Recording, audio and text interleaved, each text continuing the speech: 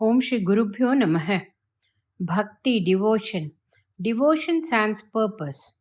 In the last paragraph, I had given the reasons why we should have bhakti towards God. The best amongst them is to be devoted to God so as to be relieved of what binds us to worldly life. Sri Shankara and other Advaita Acharyas hold the view that direct mukti is obtained by jnana and not simply by being devoted. What is mukti? To be relieved from being bound is to be released from bonds, and that is mukti. To be released from harness, is it itself the destination or weed? What is the harness? Whatever is keeping us bound in the cycle of endless repetition of birth and death is the harness. Instead of this harness, to reach or realize our permanent true identity is mukti or veed. Our being bound is due to the fact that we have something known as mind. If this mind is not there, no one will be bound. Disappearance of mind is nirvana or moksham. All the differentiation of color, creed, shape, qualities, names, tones, temperature, state, stage, etc., are due to the mind being there. While thinking of God, our mind does get the pleasure of thinking about the salubrious qualities of God. In the state of bhakti, one does feel the whole range of sensations such as happiness, sadness, separation, weeping, and so on. Kadalagi kasandu kalneer malgi, says one poet, that is to melt in love with tears flowing. When the mind itself melts in its source, all differentiation comes to an end. Changeless, peaceful state of moksha prevails. To locate that source of the mind, which is also the source of Atma or Jivan or Prana, is the Jnana Marga or path of awareness. For that, the mind is to be trained not to run after various thoughts but remain riveted to find the answer to the one and only question of who am I or what is Atma. When the answer to this question becomes known, simultaneously, mind is no more. You do not mind anything anymore. That is Atma. Atma's Satchatkram or realization or mukti is achieved or experienced then and there. But Gopalakrishna Bharatiyar sings, through bhakti you can get mukti. In Tamil he says, Bhakti panni kondirundal mukti peralame. He is not talking in the same vein as some people who say that mukti is to go to the heavens, such as Vaikunta for Vaishnavites and Kailasham for Shaivites. The Dvaitins and Visishta Advaitins will promptly agree with that mukti. But even there, Bhakta remains Bhakta and Ishvara remains Ishvara as separate entities. With Ishvara, God, Bhakta, devotee differentiation, Bhakta will retain his mind with all the concomitant oscillations. Advaita Mukti is different from this, as all become one. Gopalakrishna Bhartiyar was a confirmed Advaitin, and still he claims that Mukti can be attained through Bhakti. Not only him, even Advaita Parama Acharya, Sri Shankara, who said that Jnana is the path of Mukti, has gone to many temples and sang thousands of devotional shlokas. He has established the six-pointed Shanmada Sthapana of Ganapatyam, Shaivam, Saktam, Sauram, Vaishnavam and Kaumaram, by which daily puja is done to Vinayaka, Shiva, Shakti, Surya, Vishnu and Kartikeya. As his direct followers, we are also involved in hours of daily rituals. Why has he emphasized this way of bhakti? with devotional rituals, though we as the heads of Shankaramata are supposed to be renunciates. This mind of ours does not know what Atma looks like, though this mind itself is a sprout of Atma only. How can this mind measure or assess the Atma? When the mind is dead or disappears, Atma shines brilliantly. But this mind of ours is all the time running helter skelter in all direction. So the first thing required to be done is to make this mind unidirectional or one pointed. Bhakti is needed for this. World affairs have a shattering effect on the mind, but when we keep thinking of God only, the mind focuses on Him with the consistency of the flow of oil. Thereby, mind loses its natural proclivities and so ceases to be mind. That is why Shankara kept bhakti as a stepping stone for jnana. Atma Sakshatkaram or mukti is not something to be obtained from somewhere after our death. There is never a time that the Atma is not. Without the Atma, where can the body go? So the Atma has to be experienced while still in the body only. Those greats who have attained to this experience while living in this body are the Jivan Muktas or Brahmagyanis. Even among such Jivan Mukta Brahmagyanis, there have been many devotees. Their love for God is the Karanam illada bhakti or devotion sans purpose. There is nothing more to be gained by such Jivan Muktas. They remain steeped in their devotion for God in some form, such as Krishna or Rama or Muruga. They have nothing to lose or gain. They are all the time lost in their adoration of their God in all the forms, in all the colors, in all the ragas, in all its splendor and beauty. Their love is unconditional. They love to love God. This love is known as Ahituki Bhakti.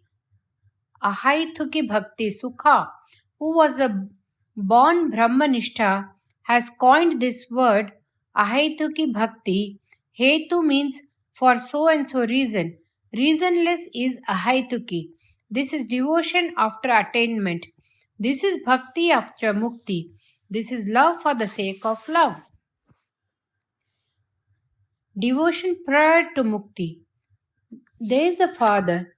He wishes to get a suitable match for his daughter. He tells his friends and relatives. He searches for matching horoscopes. He gets an eligible bachelor. Marriage is fixed. After the marriage, the son-in-law is to take the daughter away to a foreign country. What would be the state of his mind at the time of handing over the daughter? More than all the happiness and satisfaction of conducting successfully his daughter's marriage and meeting an important obligation, the sadness of being separated from his daughter, whom he had bred and nurtured for so many years, will be felt intensely. It is he who had searched for a match. He would have mortgaged his valuable possessions to raise the funds, but at the time of Kannika Danam, his mind would feel like the sugar cane going through the wringer, with overflowing tears in his eyes. The person who wishes for and has become worthy of liberation is known as mumukshu. By constant devotion to God, one attains this state of deserving to be released. At the time he is just about to be liberated from being bound, he reaches a quandary. His condition at that moment is exactly like that of the father about to hand over his daughter.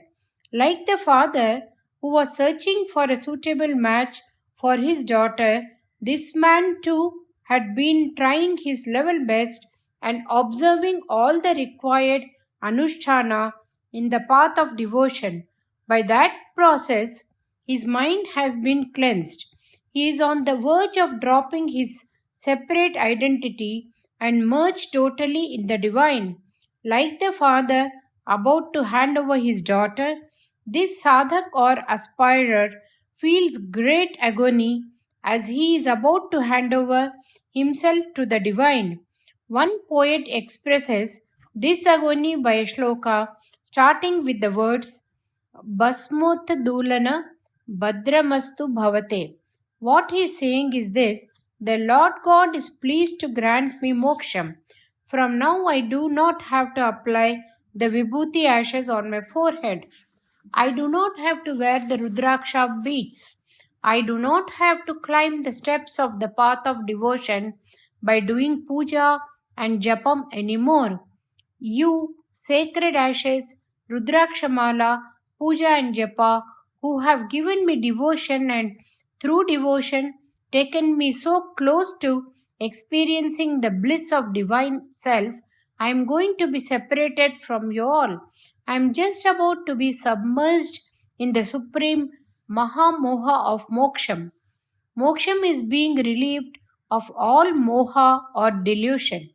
But compared to the bliss of devotion, he feels moksham is super delusion.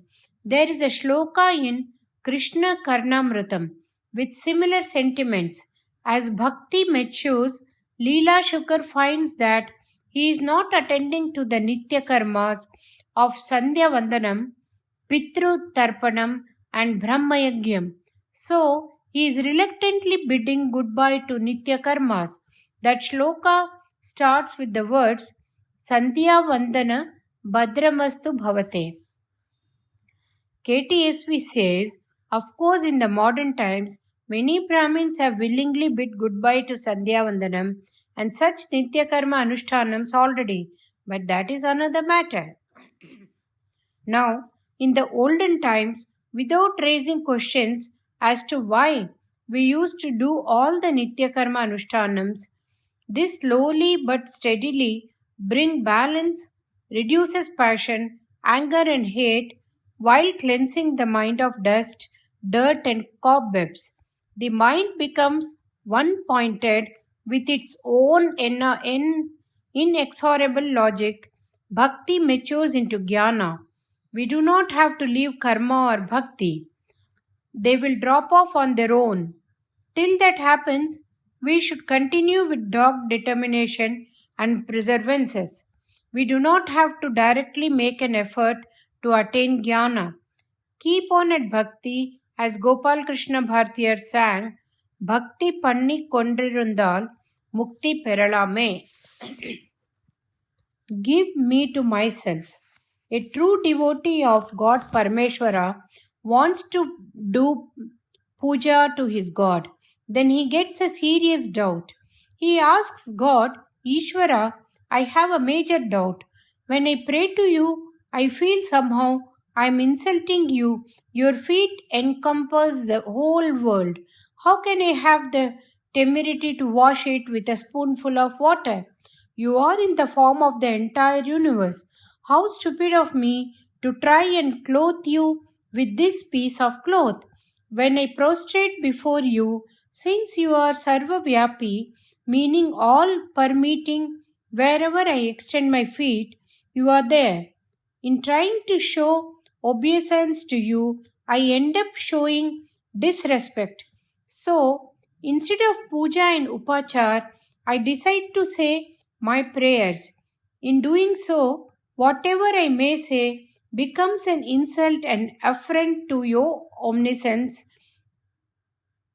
Still, the very idea of praying to you is due to the fact that you are all endowed while I am deficient. So I pray to you to make me complete. Then again he continues in the same vein. Even this prayer to make me complete is a mistake. You are everything. That everything includes me too. So I am actually endowed with whatever you are endowed with already. So all that you have to do is very simple indeed. Simply make me realize that I am you. He goes on, you are Akhanda Ananda Swarupam. That is the form of indivisible bliss. Veda says that You are everything. In your total bliss, how can there be a person like me with seeming deficiencies and inadequacies coming and praying to you with tear filled eyes? So remove this seeming separateness. Vedas can be true only if you remove this anomaly of my separateness, then only you and I can be one. So I am not going to ask you to give me this or that material. I am asking you to give myself to me. Sri Sadashiva Brahmendra in Manasika Puja says the same thing. Mahyam Dehi Cha Bhagwan Madhyameva Swarupam Anandam, meaning give my blissful self to me. Now we are all masquerading as something other than our real self. How much we agonize when separated from our near and dear ones. So imagine what should be the intensity of our suffering till we get ourselves back. To regain and rejoin our real self, we should be endeavoring constantly with trepidation, anxiety, and intense aspiration. That is real bhakti. That is the love of God. Initially, agony of aspiration and inspiration ends in ecstasy of realization. As a first step in this process, outer puja and visit to temples are all required.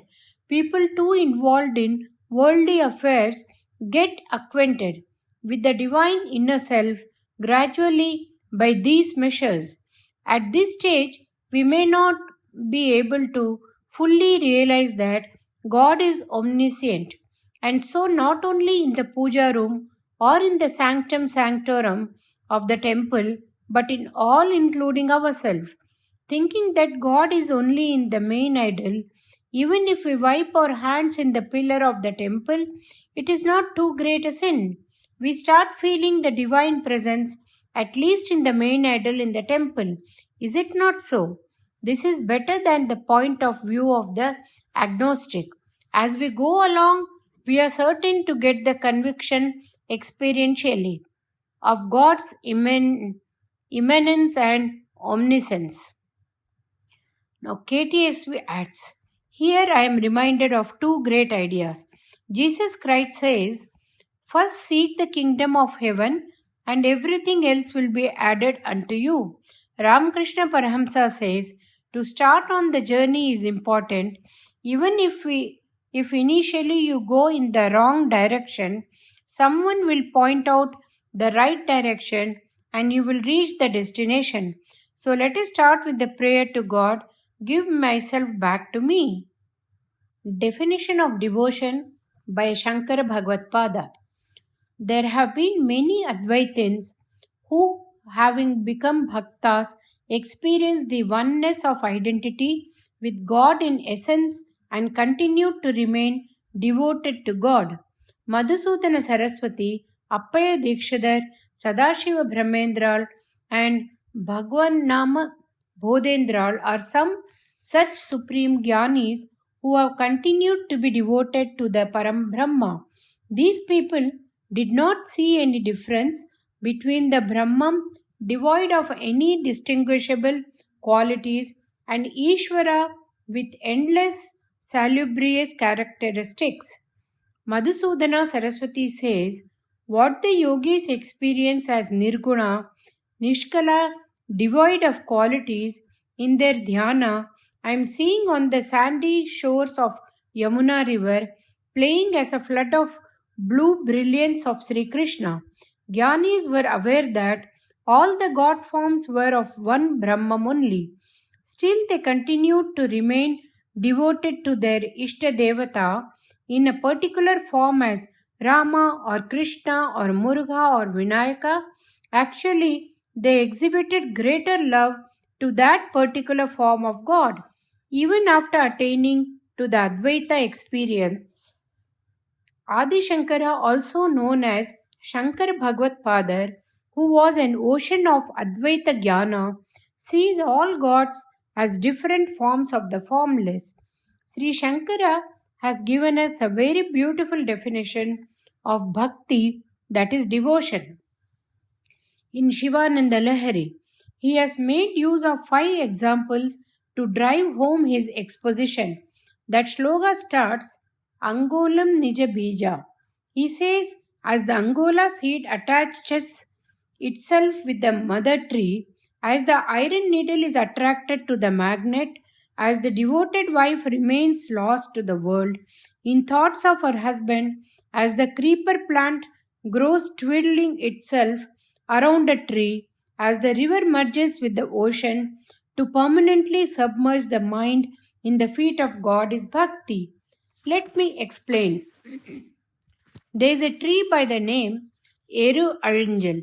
Its fruit, when ripe, falls to the ground and breaks, scattering its seeds. Immediately, the seeds, by some force of attraction, keep coming closer and closer to the mother tree and get attached to the tree trunk. Then, over a period of time, they get reabsorbed in the tree. We who have come from God should keep moving towards Him and get reabsorbed in Him.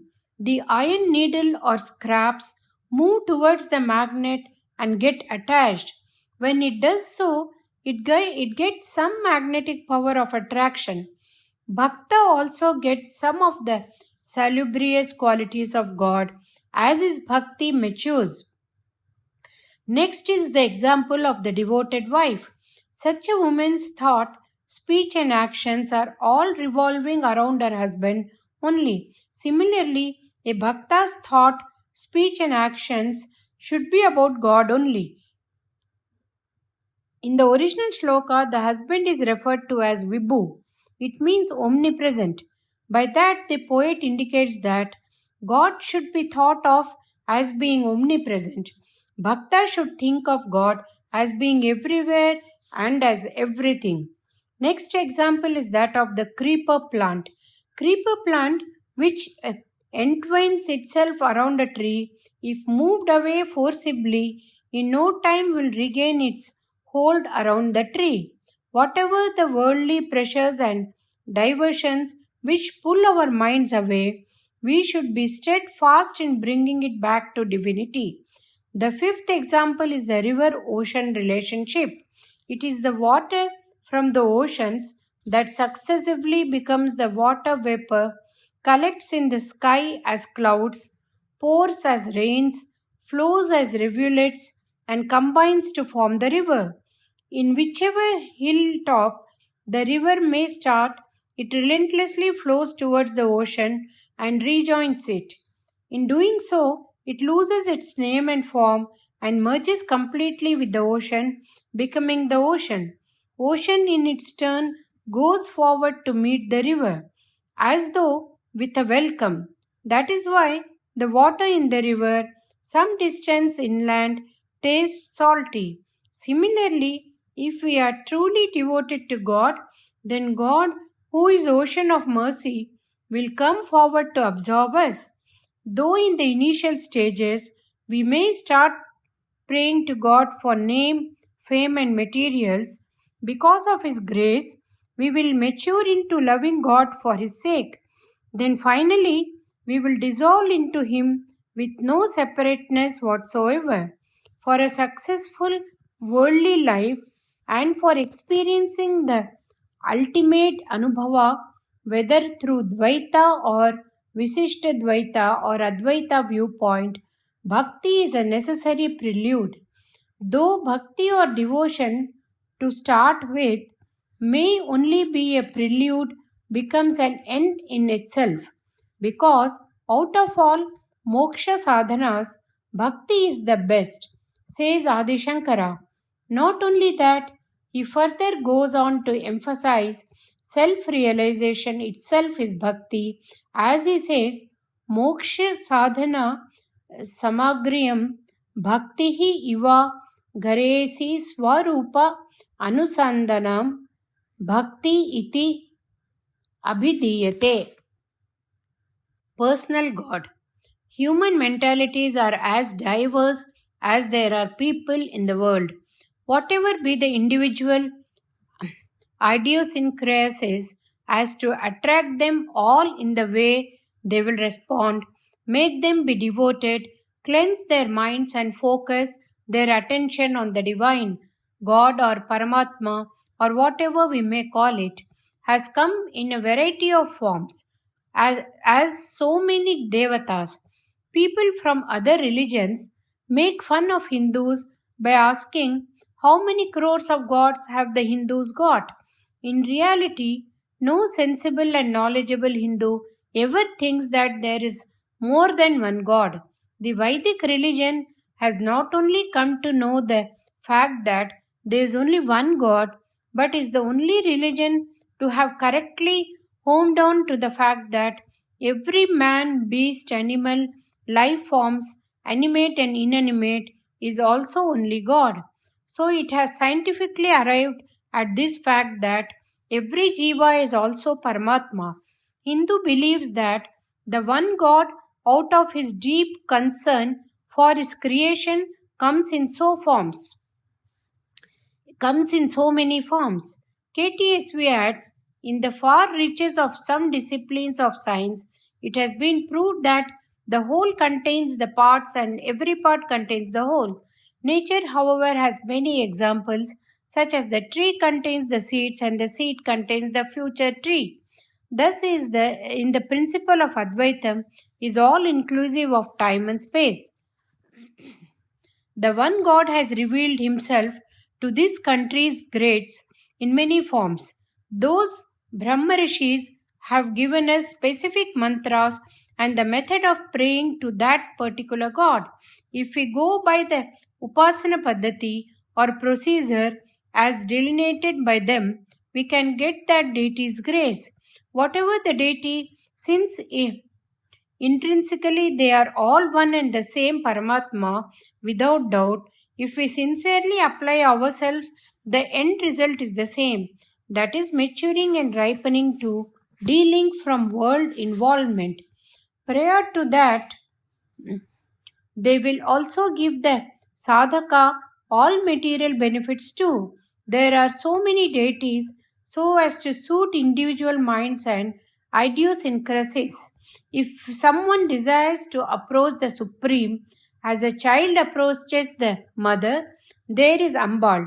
For the lover of quiet and peace of silent awareness, there is Dakshinamurti.